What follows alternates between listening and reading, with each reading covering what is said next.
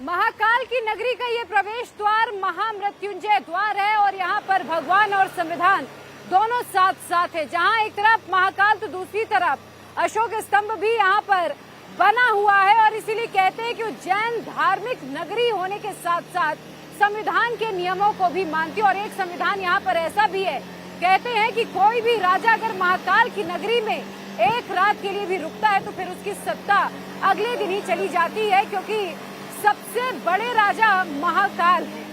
और बताया जाता है कि जो मृत्युंजय द्वार है ये उज्जैन का गेट द्वार कहलाता है, लाल पत्थरों से निर्मित है और भगवान महाकाल को प्रसन्न करने के लिए महामृत्युंजय का मंत्र बोला जाता है, इसीलिए इसका नाम पड़ा है मृत्युंजय द्वार।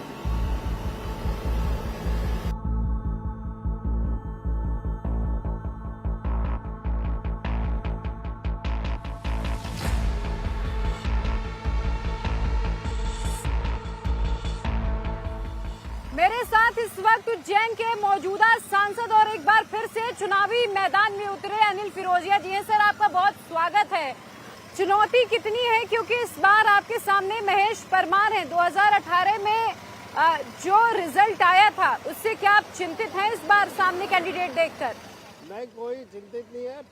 2019 में भी मैं लगभग 3,68,000 मतों से जीता था और जब मैं विधायक चुनाव लड़ रहा था तराना का, तब महेश परमार थे। तो कांग्रेस ने जो झूठ बोला था जनता को कि 2 लाख कर्जा माफ, बिजली का बिल हाफ, ये जो झूठ बोला था तो उसके कारण जनता गुमराह हो गई थी। लेकिन अब जनता जानने लग गई, समझने लग गई कि कांग्रेस का शशुकारिता है कि झूठ बोलो जोर से बोलो, झूठ बोलो जोर से बोलो। लेकिन कांग्रेस तो इसे बहुत बड़ा मुद्दा बना रही है, जिस तरह से महाकाल में मूर्तियों को लेकर भ्रष्टाचार का आरोप आपकी सरकार पर लगा है। कोई मुद्दा नहीं है। कांग्रेस के पास बिल्ली खसियानी बिल्ली खम्मा नोचती है, उसी प्रकार से इनके पास कोई मुद्दा ही नहीं है। और वो जो मूर्ति गिरी थी वो प्राकृतिक आपदा थी। उस टाइम आंधी इतनी जोरदार थी कि मतलब 160 की स्पीड से आंधी चली थी, तो उसमें एकाध मूर्ति हमारी क्षति हुई थी, लेकिन वो वापस हमने उसको व्यवस्थित कर दिया है।